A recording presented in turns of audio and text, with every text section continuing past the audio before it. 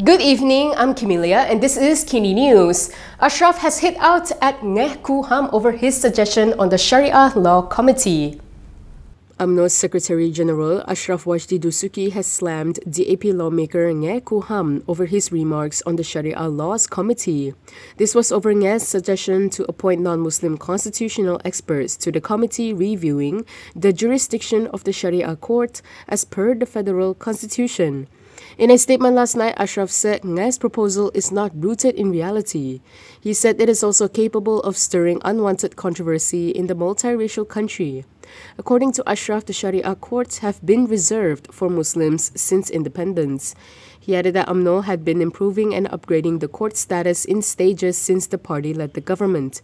He said throughout the process of upgrading the Sharia court, it has never once taken away or violated the rights of the non-Muslims. Elaborating, Asyraf said the powers of Sharia courts are in line with the provisions of Article 3 of the Federal Constitution, the absolute authority of the Yang di-Pertuan Agong, and the Conference of Malay Rulers as the guardians and protectors of Islam as the federal religion. He noted that at the same time, it also recognized the freedom of other religions to be practiced in the country. Therefore, he said trust and confidence should be given to the Conference of Malay Rulers in determining the panels that will be members of this committee later. He added that he has voiced out against Ngeh's remark to DAP Secretary General Anthony Loke and Organizing Secretary Stephen Sim. He said they told him that Ngeh's remark does not represent DAP's official stance and they agree with Umno's stance on the matter. Meanwhile, Loke has clarified that DAP was not trying to meddle in Islamic legal affairs. He stressed that Ngeh's proposal was a mistake and a misunderstanding about the committee's source of power. DAP Secretary General Anthony Loke said fellow DAP lawmaker Ngeh Koo Ham had misunderstood the source of power behind the committee that reviews Sharia courts' jurisdiction as per the federal constitution. In a statement posted on Facebook, Loke stressed that the misunderstanding had led to the Beruas MP's proposal that non-Muslim constitutional experts should be appointed as members of the committee reviewing the Sharia court's jurisdiction. Loke said the committee is set up by the National Islamic Affairs Council chaired by the Selangor Sultan to advise the council with suggestions on strengthening matters under the Sharia courts. He added that any suggestion by the committee that involves legal amendments must be brought to the cabinet and go through the normal drafting process. Loke also stressed that the formation of the 11-member committee announced on December 5th, chaired by former Chief Judge Zaki Azmi, was decided by the council and will also report directly to the council. At the same time, he assured that non-Muslims should not worry, as any legal amendments that involve their rights must go through the cabinet to be decided on before proceeding with processes in parliament. Yesterday, Ngeh noted that all members of the committee are Muslims, as he suggested for inclusion of non-Muslim experts to incorporate their views concerning relevant constitutional provisions.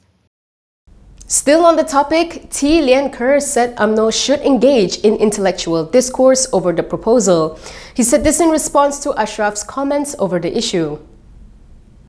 A former deputy minister has urged Umno to engage in intellectual discourse over the proposal to appoint non-Muslim constitutional experts to the committee reviewing the jurisdiction of Sharia courts as per the federal constitution. T. Lian Kerr said this should be done in the spirit of a diverse nation. The former MCA vice president told Malaysia Kini that they should continue to engage in conversations, practice intellectual discourse, and embrace inclusivity. He added that some politicians are stirring up controversy, changing the conversation and distorting what was said or discussed to create controversy. He said this trend of inciting anger and shouting down on intellectual discourse is the real danger and threat to the country. He was responding to Umno Secretary General Asyraf Wajdi Dusuki's criticism of DAP lawmaker Ngeh Koo Ham's proposal to appoint non-Muslim constitutional experts to the Sharia Laws Committee. In saying so, Asyraf claimed that Ngeh's proposal is not rooted in reality and is also capable of stirring unwanted controversy in the multiracial country. Elaborating, T said the reality is that Malaysia was founded based on tolerance in the spirit of pluralism.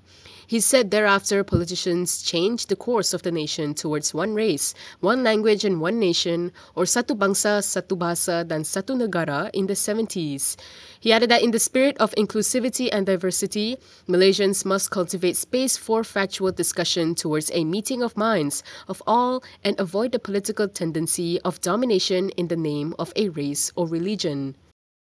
Puad Zarkashi has questioned if Mahathir was being sarcastic towards MACC for seizing the Ilham Tower belonging to Daim, or if he was offended as he felt as if it is his turn next. Umno Supreme Council member Mohd Puad Zarkashi has responded to former Premier Dr Mahathir Mohamad's recent remarks about investigating those with Tun titles. In a post on Facebook, he questioned if Mahathir was being sarcastic towards MACC for seizing the Ilham Tower belonging to Daim, or if he felt offended or challenged as it could be his turn next. Puad said while there is no need to investigate all those with the Tun title, he however stressed that when there is a probe, none should be spared. This included children, sons and daughters-in-law and close friends. Puad also noted that during Mahathir's second tenure as Prime Minister, legal action was initiated against several UMNO leaders, such as former Premier Najib Abdul Razak and ex-FELDA chairperson Shahril Abdul Samad. He added that it would be good for MACC to use authentic documents and conduct a thorough investigation. He said they shouldn't be prejudiced or follow orders on vengeance to prosecute. Previously, in a sarcasm-laden post, Mahathir had said that he completely agreed that Tuns should be investigated, and if they cannot explain where or how they got the money, their property should be seized.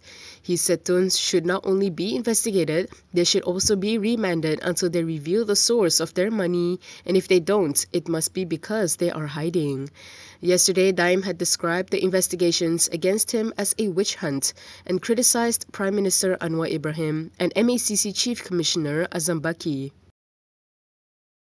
Dr Zulkifli has reassured the public that no new COVID-19 variants have been detected in Malaysia and the situation is under control. No new COVID-19 variants have been detected in the country and the situation remains under control. This is according to Health Minister Dr Zulkifli Ahmad. Elaborating, he said most reported cases involve mild symptoms and do not require hospital treatment. He said the variant that is still circulating in Malaysia is Omicron, with its subvariants. According to Dr. Zulkifli, the current Omicron subvariants are not known to cause more severe cases. In a statement today, he said the COVID-19 virus will continue to be with us, just like other respiratory viruses, such as influenza. However, he advised the public to always practice balance in terms of health and life during the season of increasing cases of infectious diseases. He added that from December 17 to 23rd, the admission rate of patients suffering from COVID-19 to hospital and the mortality rate remained at a low level. Dr. Zulkifli said the Ministry of Health will continue to monitor the COVID-19 situation and its related variants from time to time. He also called on the public to practice self-care measures such as wearing face masks, doing TRIIS, test, report, isolate, inform and seek treatment assessment, and updating their status on MySejahtera. Fahmi believes the public should know about the previous government's 700 million ringgit expenses on publicity. He said this in response to a netizen who had raised the matter. Communications Minister Fahmi Fadzil said people should know the details behind the 700 million ringgit expenditure on advertising and publicity spent by the previous two governments. In a response to a user on X, he said he agreed that the 700 million ringgit was a significant expenditure. He said the people have the right to know how the money was spent, whether everything was recorded properly or if there were any legal violations. In November, Prime Minister Anwar Ibrahim had revealed that the 700 million ringgit was spent between 2020 and 2022 to showcase the administrative achievements of the government.